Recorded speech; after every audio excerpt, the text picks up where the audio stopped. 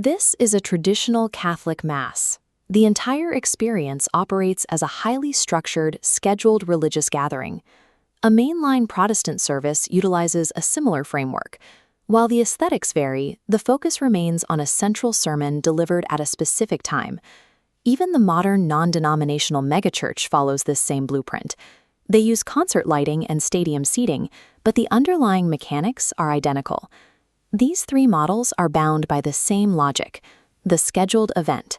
Everyone arrives at a set time, sits in rows, focuses on a single activity, and leaves exactly 90 minutes later.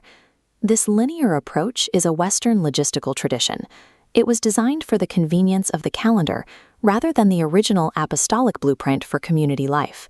To understand why the scheduled event often feels incomplete, we have to look at the concept of tripartite human anatomy. Tripartite theology views humans as three interconnected parts: spirit, mind, and body. In traditional services, priority shifts by the clock. You spend 20 minutes on the spirit through music, then 40 minutes on the mind during the sermon, leaving the rest to wait. This creates a mechanical friction.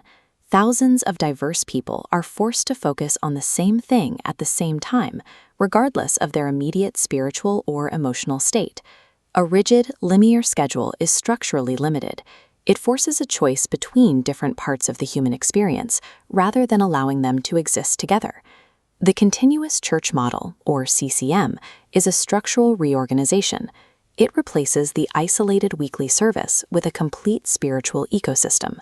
The CCM uses three equal-sized, interconnected rooms that operate simultaneously.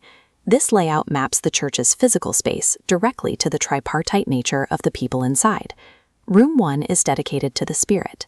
It provides space for 24/7 worship and quiet prayer, inspired by the Tabernacle of David, a historical precedent where music and intercession never stopped. Room 2 focuses on the mind. It hosts back-to-back theological talks, functioning like the School of Tyrannus, a public hall in ancient Ephesus where the Apostle Paul provided daily instruction. Room 3 addresses the body. This is a fellowship lounge prioritizing food and conversation, rooted in the early church's agape feasts, communal meals designed to build familial bonds. By architecturalizing human nature, the ecosystem provides a holistic environment. No one is locked into a single forced experience. Because all three rooms operate at once, there is no forced dismissal.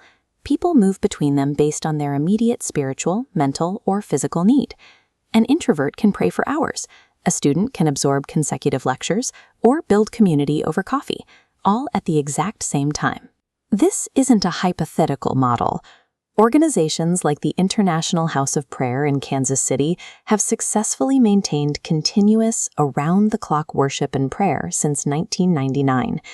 This reflects the scale of the first-century church. They didn't just meet for an hour on the weekend.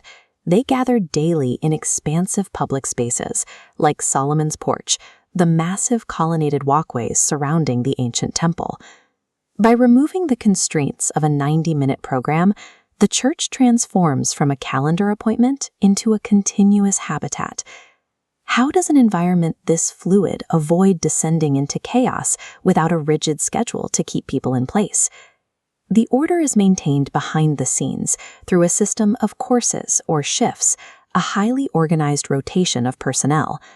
This follows the historical evidence in 1 Chronicles, where 288 skilled musicians were divided into 24 watches to ensure the music never stopped.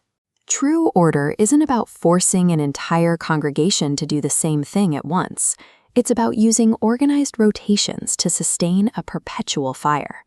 The Continuous Church Model looks past denominational labels because it removes the divide between the sacred and the secular. In this ecosystem, sharing a meal, debating a theology topic, and singing a hymn are all treated with equal spiritual weight. The structure honors the spirit. It honors the mind. It honors the body. We can stop trying to build spiritual community by cramming everyone into one room to perform one specific task. The future of the church is a return to a life-giving habitat, one where people find exactly what they need, exactly when they need it.